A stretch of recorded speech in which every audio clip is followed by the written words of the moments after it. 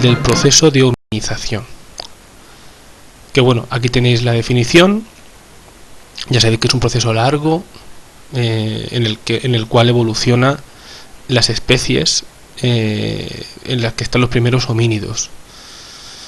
Como esto ya sabéis que depende de la arqueología y de los hallazgos a lo largo de la historia, pues es una ciencia que bueno, que está siempre abierta, ¿no? Abierta a que aparezca un nuevo yacimiento, un nuevo fósil que nos vuelva a replantear toda esta teoría.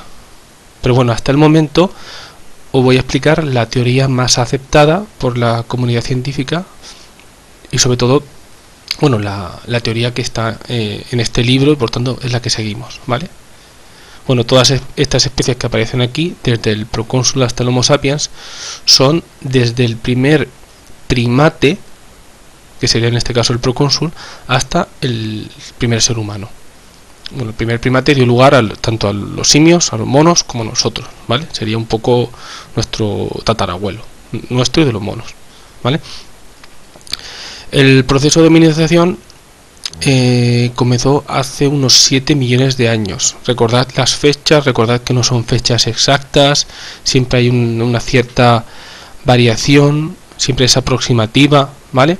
Pero bueno, 7 millones de años es bastante, tened en cuenta que a nivel de historia llevamos unos 6.000 años de historia, por tanto 6.000 y 7 millones pues la verdad que no somos nada. Bueno, de este esquema quiero que os fijéis sobre todo en un detalle importante, ¿no? Siempre hay gente que piensa que venimos del mono y no es así. Los monos y nosotros que estamos aquí venimos del mismo árbol. Este es el árbol y tenemos distintas ramas, la rama de los chimpancés, la rama de los humanos, la rama de los gorilas, los orangutanes, los macacos, etcétera, ¿vale? Era simplemente un detalle porque normalmente os planteáis esa duda vosotros y cualquier persona y yo quiero un poco que quede claro, ¿vale? Vamos a lo importante, al proceso de hominización. En la página 180 también estudiasteis o habéis estudiado cuáles son esos rasgos que dan lugar a los cambios evolutivos, que sería pues la marcha bípeda, es decir, cuando comenzamos a andar con las dos piernas, liberando por tanto las manos, que nos permitirá, entre otras cosas, agarrar objetos, fabricar utensilios, etcétera.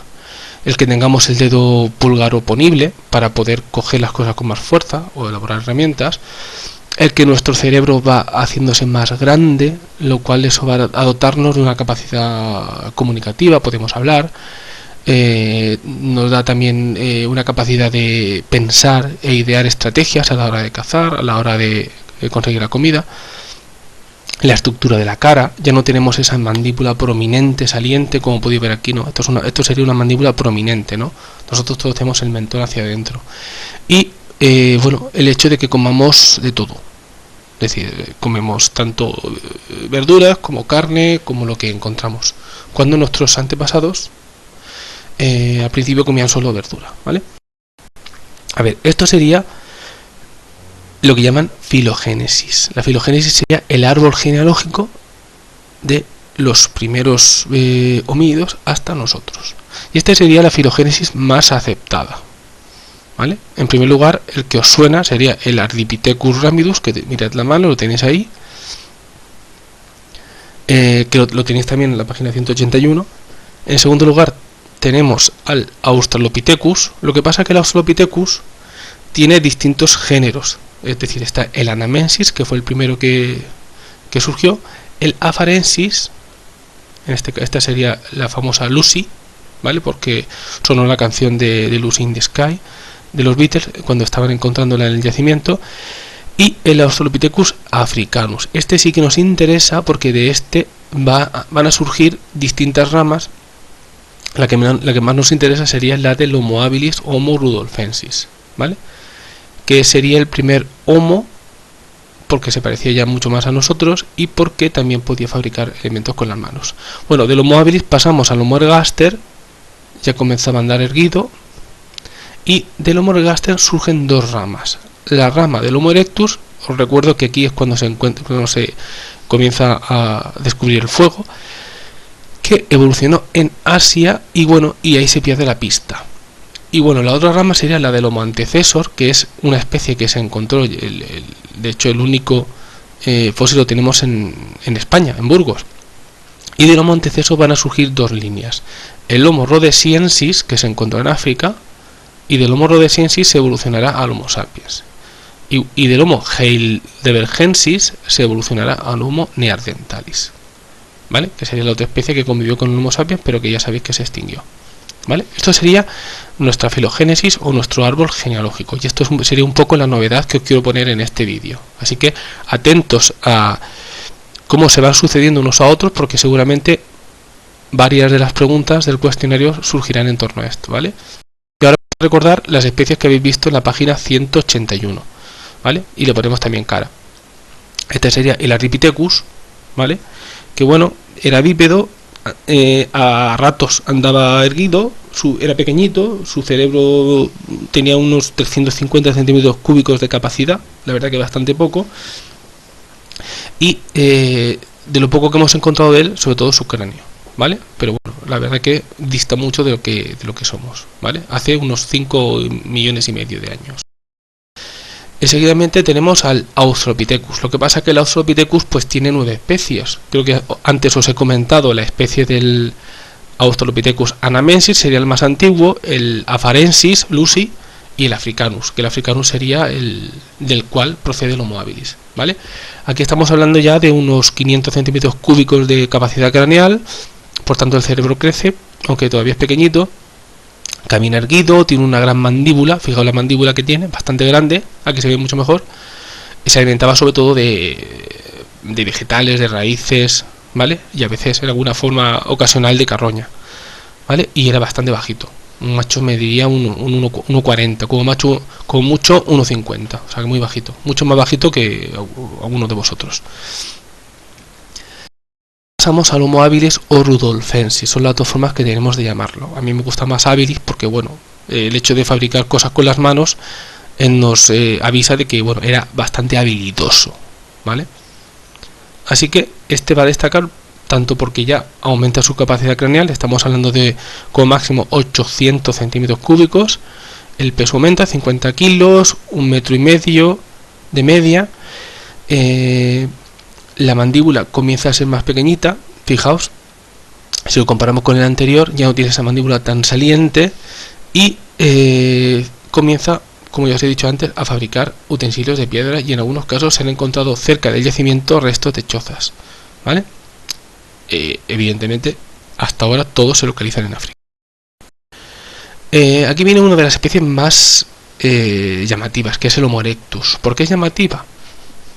Porque el Homo erectus, ya os he dicho que se va a desarrollar en Asia, evolucionó en Asia, y hasta ahora incluso se ha llegado a pensar que los aborígenes de Australia proceden de él, por ciertas similitudes, ¿no?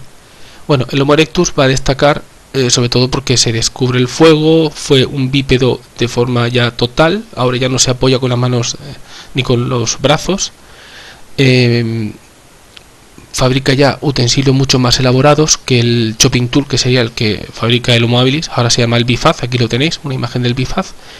Caza en grupo, se cubre con piel cuando tiene frío, construye cabañas, ¿vale? Es decir, que ya lleva una vida mucho más parecida a la de algunas tribus indígenas o de aborígenes, ¿vale? Estamos hablando de 1000 centímetros cúbicos de cerebro y 60 kilos. Y algunos llegaron a medir un 80, sobre todo en la zona de la India. Por tanto, estamos hablando ya de una especie mucho más parecida a nosotros, ¿vale? Recordamos, Ergaster sería en África, Erectus en Asia. Así que en África surge el Ergaster y del Ergaster evoluciona en Homo erectus antecesor, que sería el que encontramos en Burgos, en España. El Homo antecesor, que se data en torno a hace unos 800.000 años, medía entre 1,60 y 1,85. Para que os hagáis una idea, yo mido 1,87, o sea que vamos, casi igual de alto que yo. Pesa 70, yo peso más, y su cráneo estaba en torno a los 1000 centímetros cúbicos de capacidad craneal, ¿vale? Es una mezcla, sería una mezcla, aquí tenéis una imagen reconstruida, entre los humanos actuales y los neandertales, más o menos, ¿vale?